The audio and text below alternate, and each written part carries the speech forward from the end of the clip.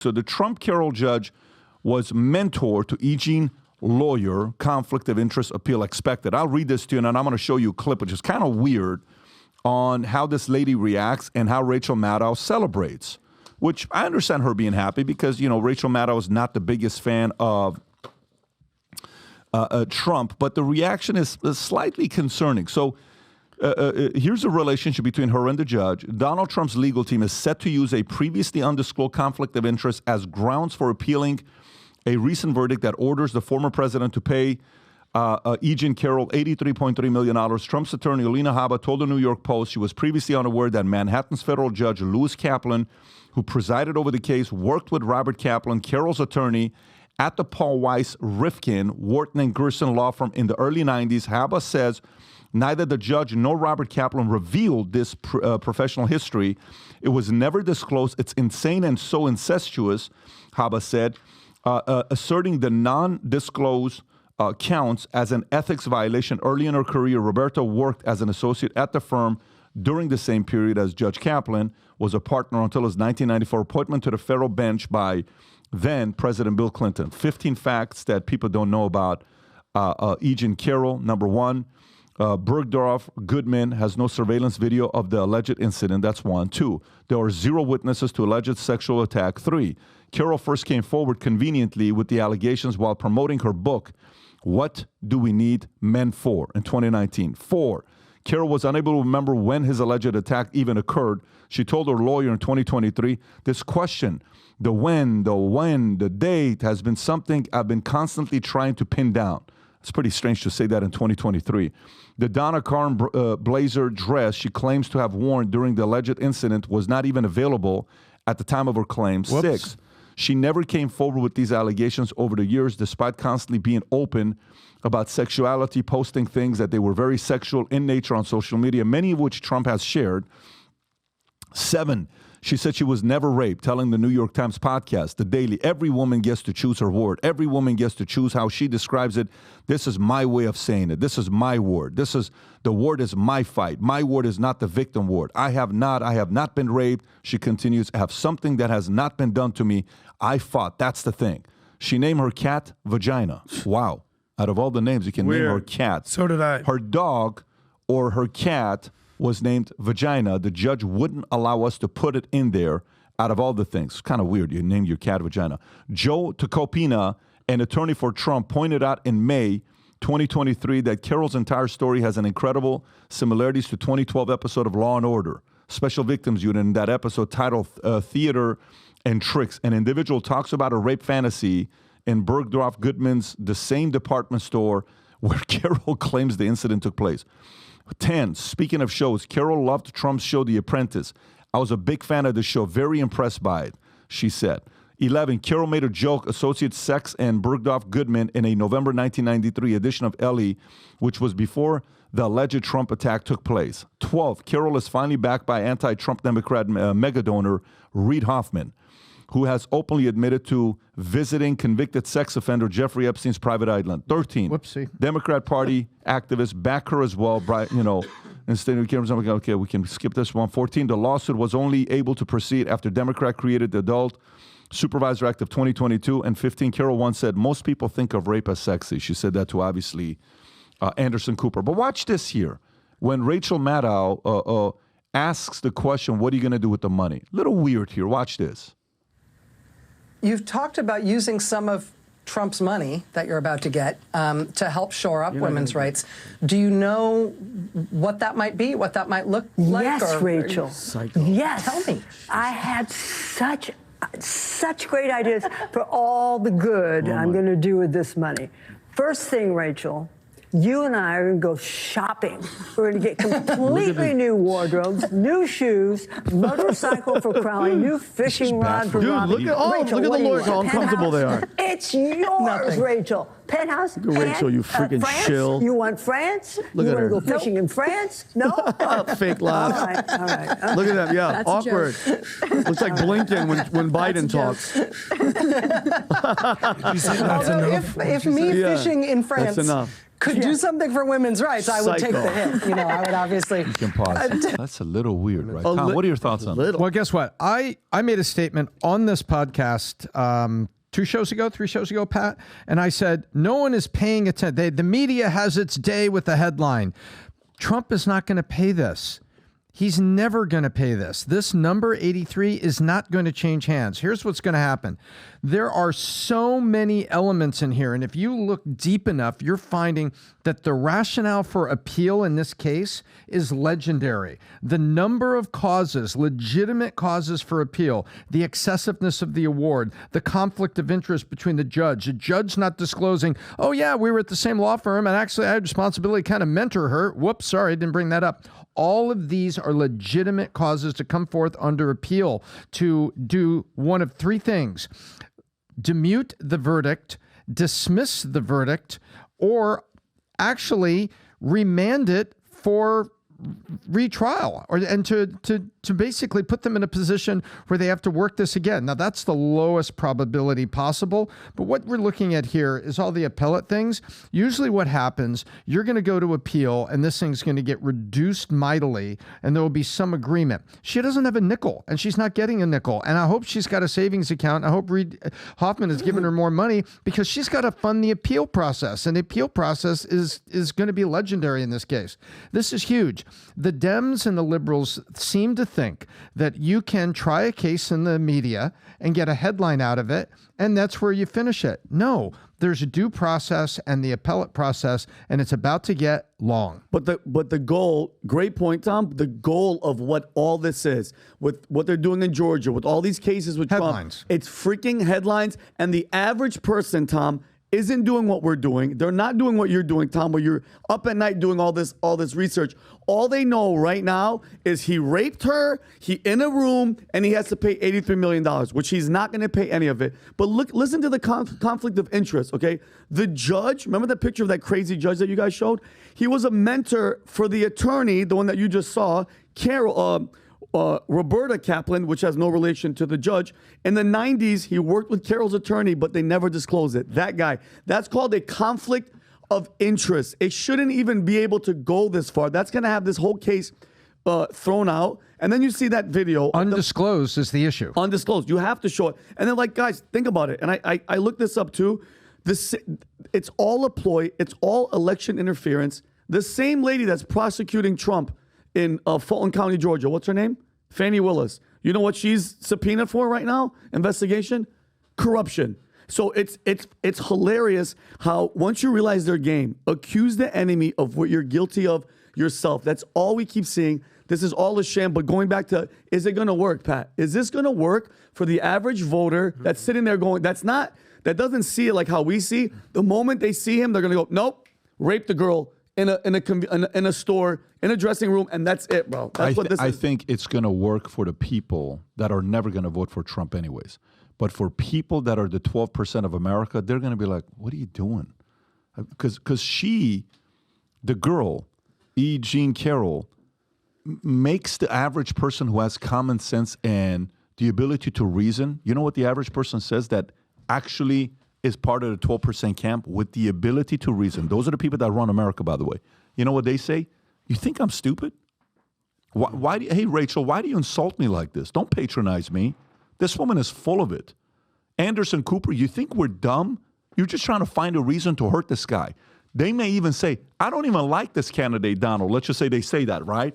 But I don't like what you're doing to him. And that's manipulation. Yep. The 12% of America that has the ability to reason and has common sense. I'm not talking the ones that are going to vote Republican no matter what. I'm not talking about the side that's going to vote Democrat no matter what. I'm talking about the 12% in the middle that's kind of like saying, yeah, look, man, I don't like what you're doing here. I'm not with it. You think we're dumb. We're not dumb. You're making me want to vote for him even more. And they're flipping people. The more they do this, the more flipping people to Trump. That's what they're doing. The polls show it's not working. I actually fully agree with what you're saying. Things like this make an average person be like, dude, I don't like what they're doing to this guy, because I'm putting it in the same categories what they did to Tate, what they did to Russell Brand, what Amber Heard tried to do to Johnny Depp. The biggest divide in this country at this point, I have some stats to show you, is no longer between Republicans, Democrats, blacks and whites, identity politics. It's no longer race, religion. It's genuinely gender. And there's this patriarchy, feminism movement going on right there that is dividing America. If you look at these stats right here, it's very clear the stark divide that's happening right now, Democrats versus Republicans. So this is gender by marital status, okay? Married men, almost 60% to 40% Republicans. If you're a married man, you're more likely to be Republican. 60%, got you. Okay, if you're a married woman, you're also more likely to be Republican. If you're an unmarried man, just a single dude, That's me. you're more likely to be Republican. And that has shifted. Here's the biggest stark example.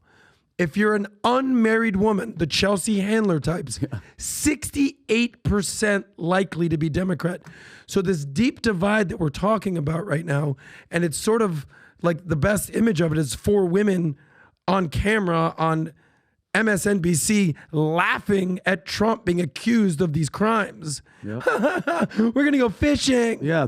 It's like, as a dude, you have to look and be like, yeah, even if I'm not the biggest Trump fan myself, you have to look and be like, this is all a sham. This is all bullshit. How many of these 4 are married, by the way? Is Rachel Maddow married? I don't Rachel know. Maddow is a lesbian. Okay, great. Eugene Carroll's married? Is Eugene Carroll married or is she single? No, but she's dating her cat vagina.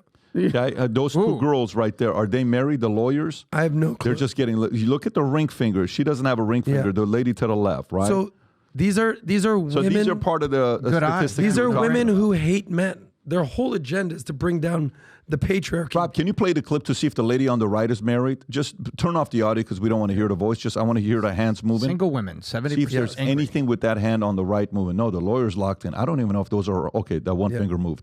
But when I saw the movie Barbie, and I didn't see it because I like Barbie, I wanted to see from a cultural phenomenon what was happening right there. Tell the they truth. mentioned You really went it's and watched awesome. it. Tells the truth. I'm a big Margot Robbie fan ever since Wolf of Wall Street. What else?